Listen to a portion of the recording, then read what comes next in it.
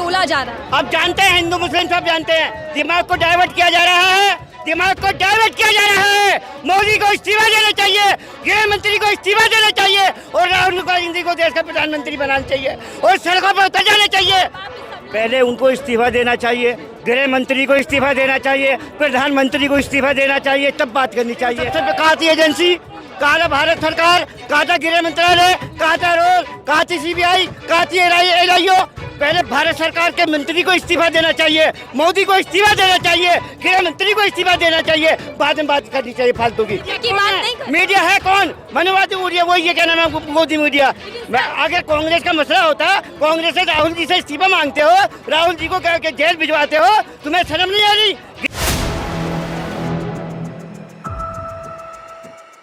नमस्कार, आप देख रहे हैं 4 PM में आपके साथ नफीसा खान। आतंकी हमला पहलगाम में होता है लेकिन पूरा देश दहशत से कांप जाता है। पूरे देश में जो गुस्सा है वो इस कदर है कि हर व्यक्ति आग बबूला है कि कैसे बदला लिया जाए, कैसे उन आतंकियों को सबक सिखाया जाए कि कोई और ऐसा हमला फिर देश पर ना हो। सरकार ने सख्त सवालों से, जब जनता हो या फिर वो परिवार के सदस्य जो रिश्तेदार हैं, उन्होंने सवाल उठाया कि आखिरकार इतनी बड़ी सुरक्षा में चूक कैसे हो जाती है। इस सवाल के बाद 3 दिन बाद सरकार ने ये गलती मान ली है, इसको स्वीकार कर लिया है कि हाँ, उनसे सुरक्षा में चूक हो गई। लेकिन ये खबर भी छपी तो सब कुछ घुमा फिरा कर छपी, यानी कि खबर को घुमा दिया गया, छिपा लिया गया। अब ऐसे में मैं इस वक्त कांग्रेस कार्यालय पर हूँ और यहाँ कांग्रेस के जो कार्यकर्ता हैं, जो सीनियर लीडर्स हैं, वो आज कैंडल मार्च कर रहे हैं। आप देख सकते हैं कि जगह जगह पर कैंडल मार्च हो रहा है। मोमबत्ती जलाकर सरकार को जगाने का काम देश की जनता कर रही है और ये आश्वासन चाहती है, ये विश्वास चाहती है कि कोई और हमला देश पर ना हो। हालांकि PM मोदी 5 बड़े फैसले लेते हैं। PM मोदी ये भी विश्वास दिलाते हैं कि जो आतंकी है उनको आसमान से ढूंढ लिया जाएगा, उनको पाताल से ढूंढकर उनका हाल वो किया जाएगा जो उन्होंने सोचा नहीं होगा। लेकिन सवाल ये है कि 11 साल से सत्ता में BJP की सरकार, डबल इंजन सरकार, बावजूद इसके कैसे सीमा लांघ कर आतंकी कश्मीर में आ जाते हैं। कश्मीर में आने के बाद वो धर्म पूछकर लोगों की हत्या कर देते हैं। जबकि सवाल तो ये भी है कि क्या केंद्र सरकार ने वो बड़े फैसले लिए जिन बड़े फैसलों की उम्मीद या इंतजार देश की जनता कर रही थी। चलिए, आप देख सकते हैं पीछे से तस्वीरों में हाथों में मोमबत्ती ले रहे हैं लोग और अब यहाँ से कैंडल मार्च यहाँ से निकाला जाएगा। लगभग 1-2 किलोमीटर यहाँ से लोग चलने वाले हैं, लेकिन उनका क्या कुछ कहना है वो भी जान लेते हैं। आज राहुल गांधी भी जम्मू कश्मीर पहुँचे हैं और वो वहाँ पहुँचकर उन जो अस्पताल में भर्ती हैं, जो जख्मी लोग हैं, उनसे मुलाकात करते हैं। सर, क्या कुछ कहेंगे इस कैंडल मार्च को लेकर? आज देखिए, आज पूरा देश आहत है। जिस तरह से ये हत्या जो है, जो निर्मम लोगों की हत्या हुई है, ये इंसानियत की हत्या है और आज पूरी पार्टी हमारी उन लोगों के संवेदनाओं के साथ खड़ी है जिसके परिवारों ने आज अपने बच्चों को खोया है, अपने लोगों को खोया है। और कांग्रेस पार्टी ने लगातार, सारे सीनियर लीडरशिप ने बार बार ये कहा है कि सरकार जो भी फैसला करे सुरक्षा को लेकर, कांग्रेस पार्टी पूरी तरीके से सरकार के साथ है। अब देखना है कि सरकार क्या फैसला करती है, किस तरह के कदम उठाती है और हम अपेक्षा करते हैं कि सरकार तुरंत कोई ठोस कार्रवाई करे। जिम्मेदारी और जवाबदेही पर मैं आऊंगी सर, लेकिन उससे पहले इतना बड़ा आतंकी हमला हो जाता है जबकि केंद्र सरकार बड़े दावे करती है सुरक्षा को लेकर। आप क्या समझते हैं कि क्या बड़ी चूक रही इस पूरे हमले के पीछे? देखिए, चूक तो हुई है, कहीं ना कहीं चूक हुई है। अब मुझे लगता है चूंकि ये वक्त नहीं है राजनीति करने का, ये वक्त है पूरे देश को एकजुट होकर सरकार के साथ खड़ा होने का। तो अभी मैं या कांग्रेस पार्टी का कोई लीडरशिप राजनीति नहीं कर रहा है, हम सिर्फ सरकार को हर तरह से समर्थन दे रहे हैं। अब ये सरकार की जिम्मेदारी है कि ठोस कदम उठाए और देश के लोगों को आश्वासन दे कि हर एक नागरिक, 140 करोड़ लोग इस देश के सुरक्षित हैं इस सरकार के अंदर। लेकिन सर, स्वीकार करती है सरकार कि हमसे सुरक्षा में चूक हो गई, लेकिन खबर को काट दिया गया, छिपा दिया गया। ये पूरा बयान जो किरण रिजिजू का आया है वो तमाम प्लेटफॉर्मों पर पूरा नहीं है। छिपाया क्यों जा रहा है खबर को? देखिए, ये बेहद अफसोस की बात है कि जिस तरह से राजनीति हो रही है, इस पर राजनीति नहीं होनी चाहिए और सरकार को भी ईमानदारी से पूरे पक्ष को रखना चाहिए देश के सामने, लोगों के सामने, ताकि हम आश्वस्त हो सके। आज 140 करोड़ जनता जानना चाहती है कि वहाँ क्या हुआ पहलगाम में। तो मेरा हक है, हम सब का जो भारतीय नागरिक है उसका हक है कि आखिर मोदी जी के नेतृत्व में क्या देश सुरक्षित है या नहीं है, इसका जवाब तो सरकार को ही देना होगा। और अब तक अब तक उन्होंने क्या ठोस निर्णय लिए, ठोस कदम उठाए हैं, उसको लेकर भी सरकार की जवाबदेही और सरकार को बताना चाहिए। लेकिन पीएम मोदी 5 बड़े फैसले ले चुके हैं, ये चेता चुके हैं कि आतंकी किसी कीमत पर बचेगा नहीं। निशिकांत दुबे तो याद दिला रहे हैं कि 56 इंच वाला सीने रखने वाला प्रधानमंत्री हमारे पास है, डरने की कोई बात ही नहीं है। देखिए, निशिकांत दुबे ने इससे पहले भी नफरती बहुत सारे बयान दिए, चाहे वो सुप्रीम कोर्ट का मामला हो या उससे पहले भी वो लगातार दे रहे हैं। तो मुझे लगता है कि इस तरह के लोगों, इस तरह के जो भाजपा के नेता हैं जो गैर ज़रूरी बयान दे रहे हैं, जो मतलब गैर जिम्मेदाराना काम कर रहे हैं, इस देश में अभी सबको एकजुट रहने की ज़रूरत है। और जिस तरह से नफरती एजेंडा भाजपा के कुछ नेता चला रहे हैं, अभी मैं सुधांशु त्रिवेदी का भी एक ट्वीट देख रहा था जिसमें कहते हैं कि भाई 48 घंटे में 25 करोड़ पाकिस्तानी पाकिस्तान कैसे जाएंगे। तो क्या मोदी जी ने 25 करोड़ पाकिस्तानियों को वीज़ा दिया इस देश में आने के लिए? तो फिर हमारा देश कैसे सुरक्षित हो सकता है?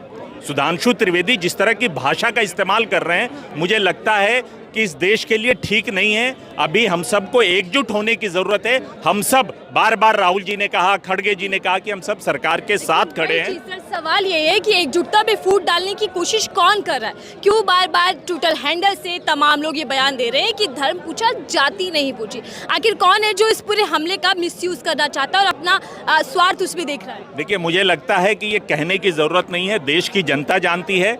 4 PM के सारे दर्शक, मुझे लगता है बहुत ही समझदार दर्शक हैं आपके YouTube चैनल के, वो सब जानते हैं कि नफरती एजेंडा इस देश में कौन चला रहा है, कौन इस देश को कमज़ोर कर रहा है, कौन इस देश को बांटने की कोशिश कर रहा है, किसकी जिम्मेदारी थी यहाँ के 140 करोड़ लोगों को सुरक्षित रखने की, कौन इसमें नाकामयाब हुआ है, ये पूरी देश की जनता भी जानती है और 4 PM के दर्शक भी जानते हैं। लेकिन फिर मैं वही कहूँगा कि ये राजनीति का समय नहीं है। हम सब राजनीति करना नहीं चाहते हैं, बस इतना चाहते हैं कि सरकार जो भी ठोस कदम उठाए, हम सब सरकार के साथ खड़े।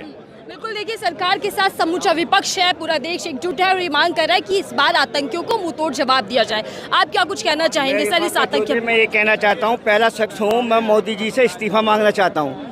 पहले उनको इस्तीफा देना चाहिए, गृह मंत्री को इस्तीफा देना चाहिए, प्रधानमंत्री को इस्तीफा देना चाहिए, तब बात करनी चाहिए। अगर दूसरा कोई कांग्रेस का होता है वो इस्तीफा मांगते हैं, और इसके साथ साथ हम लोग भी मांग करेंगे कि प्रधानमंत्री को सबसे कहा थी एजेंसी, कहा था भारत सरकार, कहा था गृह मंत्रालय, कहा था रोल, कहा थी CBI, कहा थी LIO। पहले भारत सरकार के मंत्री को इस्तीफा देना चाहिए, मोदी को इस्तीफा देना चाहिए, गृह मंत्री को इस्तीफा देना चाहिए, बाद में बात करनी चाहिए फालतू की। लेकिन तमाम मीडिया से लेकर बीजेपी के नेता इस्तीफे की बात नहीं करते। मीडिया है कौन? मनोवादी मीडिया, वही ये कहना है मोदी मीडिया। मैं अगर कांग्रेस का मसला होता, कांग्रेस से राहुल जी से इस्तीफा मांगते हो, राहुल जी को जेल भिजवाते हो, तुम्हें शर्म नहीं आ रही? गृह मंत्री तड़ीपार होकर गृह मंत्री होकर इस्तीफा नहीं देना चाहिए। सवाल ये, हम चलते चलते बात करते, सवाल यही है कि जवाबदेही तो क्या तय हो पाएगी? इस्तीफा तो कौन मांगेगा? सर, इस पूरे हमले में, सुनिएगा सवाल, इस पूरे हमले में हिंदू मुसलमान टटोला जा रहा है। अब जानते हैं, हिंदू मुस्लिम सब जानते हैं, दिमाग को डाइवर्ट किया जा रहा है, दिमाग को डाइवर्ट किया जा रहा है। मोदी को इस्तीफा देना चाहिए, गृह मंत्री को इस्तीफा देना चाहिए और राहुल गांधी को देश का प्रधानमंत्री बनाना चाहिए और सड़कों पर उतर जाना चाहिए। आप इस हमले में भी क्या कांग्रेस और बीजेपी का? कांग्रेस बीजेपी से मतलब नहीं है। बीजेपी जो है सिर्फ मिसगाइड करके हिंदुओं को खुश करना चाहती है और हिंदू मुस्लिम नफरत पैदा करना चाहती है। राहुल को देश का प्रधानमंत्री बनना चाहिए और सबसे पहले गृह मंत्री को इस्तीफा देना चाहिए। और लोग हैं जो मोमबत्तियां लेकर जा रहे हैं और ये तस्वीर आपको देश के हर इलाके से, हर कोने से दिखाई दे रही होगी, जब हाथों में मोमबत्तियां हैं और लोग मांग करते हुए निकल रहे हैं। क्या कहना चाहेंगे सर? हाथ में मोमबत्ती है और हमले की तस्वीरें जो हम देख रहे हैं, क्या कुछ महसूस हो रहा है कि आखिर इतना बड़ा हमला कैसे? देखिए, ये मैं ये कहूँ कि सिक्योरिटी की फेलियर है। जब इनपुट था इंटेलिजेंस का कि कुछ बड़ा होने जा रहा है, तो सरकार को जागरूक रहना चाहिए था। तो हम सब इस दुख की घड़ी में जो है सरकार के साथ है, देश के साथ है, लेकिन सरकार की कहीं ना कहीं फेलियर भी है। सर, एक और खबर सामने आई कि निशिकांत दुबे जो कि मंत्री हैं, सांसद हैं, माफ़ कीजिएगा सांसद हैं बीजेपी सरकार में, वो उसी इलाके में एक हफ्ते पहले पार्टी करते हैं, तो तब बड़ी सुरक्षा जो है वो बड़े पैमाने पर होती है, लेकिन आम जनता के लिए सुरक्षा नहीं होती। तो ये क्या पैमाना है सरकार का? देखिए, सरकार का ये पैमाना है कि उन्होंने एक डिवाइड करना है, हिंदू मुस्लिम प्लस अपने लिए वो सब कुछ करते हैं, जनता के लिए कुछ नहीं करते। अपने बड़े बड़े जो उनके उद्योगपति हैं उनके लिए सब कुछ करते हैं, जनता। आज सोना 1 लाख के पार चला गया है, तो अब एक दौर है, उस दौर उनका चल रहा है, लेकिन धीरे धीरे लोग समझने लगे हैं। लेकिन मोदी जी लाल आंखें दिखाते हैं दुश्मनों को, और इस बार संकल्प ले लिया है कि आतंकी बचेगा नहीं, मिट्टी में मिला दिया जाएगा। तो हम तो बिल्कुल सरकार के साथ है, कोई फैसला तो ले। इंदिरा गांधी ने देश के 2 टुकड़े कर दिए थे पाकिस्तान के, वो भी कुछ करके दिखाएं। बलूचिस्तान में आज़ाद कश्मीर को लेके दिखाएं, हम उनके साथ हैं। सर देखिए, जब इंसाफ की बात आई, जब देश पर प्रहार हुआ तो तमाम लोग एक साथ, आप सरदार हैं, मुस्लिम भी हैं, हिंदू सब एक साथ हैं, लेकिन क्यों आतंकी हमले में हिंदू मुसलमान ढूंढा जाता है? देखो, इस देश में प्रायोजित कार्यक्रम बहुत हो रहे हैं, हम इसमें कुछ कहना नहीं चाहेंगे। सच सामने आ जाएगा। हमारे तो 25-26 जो बंदे चले गए, सबके खून सीने छलनी हो गए। अब देश की एकता की शुरुआत हुई है, कश्मीर से जो आवाज़ आई है, कश्मीर की वादियों से जो हवा आई है, वो देश को मजबूत करेगी और कांग्रेस को मौका मिला है देश को दोबारा से। तबका ऐसा पनप चुका है इस दौरान जो ये कह रहा है कि हिंदुओं को जागना होगा, यही वक्त है, हिंदू पर अत्याचार बहुत। हिंदू को जागना नहीं है, हिंदुस्तानी को जागना होगा। इसमें हिंदू, सिख, मुस्लिम, ईसाई कोई भी नहीं है, हर हिंदुस्तानी है, हम इंडियन हैं। अब इंडिया को जागना होगा और इंडिया जाग चुका है। कश्मीर से जो वादियां हवा लेके आएंगी, ठंडी हवा सारे देश में फैलेगी। अब ये कॉमनल चीजें जो शरारतें बंद हो जाएंगी, देश समझ चुका है। इसलिए आप देख लो, सारे देश में हाहाकार मचा है, लोग चाह रहे हैं, अपना खून भी देना चाहते हैं। मैं तो ये भी कहता हूँ, अगर मिलिट्री हमें मिलिट्री की भी जरूरत नहीं है। अगर आज हमारे को ये आदेश दिया जाए तो हम निहत्थे जाके पाकिस्तान पर कब्जा कर सकते हैं। आर्मी को कम कर दिया, आर्मी की संख्या को कम कर दिया, 1,80,000 आर्मी कम कर दी। कोरोना के बाद से कोई भर्ती नहीं कर रहे, और अग्निवीर का लॉस देश को भुगतना पड़ रहा है। ठीक है, देखिए, जनता में इतना गुस्सा है कि वो खुद ही इस बात को कह रहे हैं कि हमें मौका दे दिया जाए, हम जाकर लड़ेंगे उन आतंकियों से। ये जो गुस्सा है सर देश के अंदर, ये हमला तब होता है जब डबल इंजन की सरकार है, जब सुरक्षा के दावे किए जाते हैं। पीएम मोदी का 56 इंच का सीना है, कैसे देख रहे हैं इस आतंकी हमले को? ये जो है पूरी तरह से भारत सरकार, मोदी सरकार की जो है नाकामी है, जो सुरक्षा में चूक हुई है। मगर मीडिया और बीजेपी वाले इसको हिंदू मुस्लिम का रूप दे रहे हैं। अभी आप देख रहे हैं, क्योंकि बिहार के चुनाव आने वाले हैं और हमारे देश के प्रधानमंत्री जो है बिहार में मीटिंग करने भी चले गए, और सारा देश रो रहा है और हमारे देश के प्रधानमंत्री हंस रहे हैं। मगर भारत देश जो है वो एक है, यहाँ पे हिंदू, मुस्लिम, सिख, ईसाई आपस में भाईचारा की तरह रहते हैं। जो जिन भी आतंकवादियों ने ये कोशिश करी है कि हमारे भाईचारे को ख़त्म करेगी, वो बिल्कुल भी कामयाब नहीं होंगे। इसमें हमारा भाईचारा कामयाब रहेगा, और कांग्रेस पार्टी इस जो हमला हुआ है उसका बिल्कुल विरोध करती है और भारत सरकार के साथ है। और कांग्रेस कार्यकर्ता जो है आज जो हमारे शहीद हुए हैं उनको कैंडल मार्च निकाल के श्रद्धांजलि दे रहे हैं। सर कई सारे लोग ऐसे हैं जो ये बता रहे हैं कि आतंकियों का धर्म होता है। आतंकवादियों का कोई धर्म नहीं होता है, कोई जातिवादी नहीं होती है। पाकिस्तान के आतंकवादियों ने हिंदुओं से नफरत माननी है, हिंदुओं से नफरत मानते हैं, वो उन्होंने प्रमाण दिया है। आदरणीय मोदी जी, आदरणीय अमित शाह जी बार बार कहते थे हमने धारा 370 हटा दी है, हमने धारा 370 हटा दी है, उसके बावजूद ये हाल हुआ है। आदरणीय मोदी जी हमारे जो देश के प्रधानमंत्री हैं, वह हमारे जो जिनके साथ ये घटना घटी है वहाँ ना जा कर के वह वहाँ पे भाषण दे रहे थे और विचार रख रहे थे। मैं बिहार में जा कर के वो भाषण दे रहे थे। मैं आदरणीय मोदी जी से बोलना चाहता हूँ, आप बिहार की बजाय आप श्रीनगर में क्यों नहीं गए? वहाँ जाके भाषण देते, वहाँ जाके दहाड़ते। आपका 36 इंच का सीना है, आपका प्रभाव माना नहीं आतंकवादियों ने, आगे भी नहीं मानेंगे। इसलिए नीतीश कुमार जी हंस रहे थे और मोदी जी भाषण दे रहे थे। ये सवाल देखिए सब उठा रहे हैं कि जब देश रो रहा है तो फिर सीएम और पीएम एक साथ क्यों हंसी ठिठोली करते हैं? सर जो तस्वीर वायरल हुई और एक तरफ तस्वीर वो वायरल हुई जहां पर अपनों को खोया, लोगों की जान गई, दोनों ही तस्वीरों को लेकर क्या बोलेंगे? नहीं, आप इसमें तस्वीर जो ये वायरल कर रहे हैं, आप उनकी ये देखिए कि वो इस देश के प्रति सीरियस है ही नहीं। वो सिर्फ अपनी उनकी एक क्रोनोलॉजी है, वो उस क्रोनोलॉजी पे काम करते हैं। इस देश के प्रति उनकी कोई उनका वो प्यार प्रेम नहीं है। हिंदू मुस्लिम एक उनका टारगेट रहता है। उनका सेल्फ का ये फेलियर है, इस सरकार का ये फेलियर है। अगर ये कांग्रेस की गवर्नमेंट थी, पाटिल साहब इसमें हमारे होम मिनिस्टर थे, उन्होंने रिज़ाइन दिया था।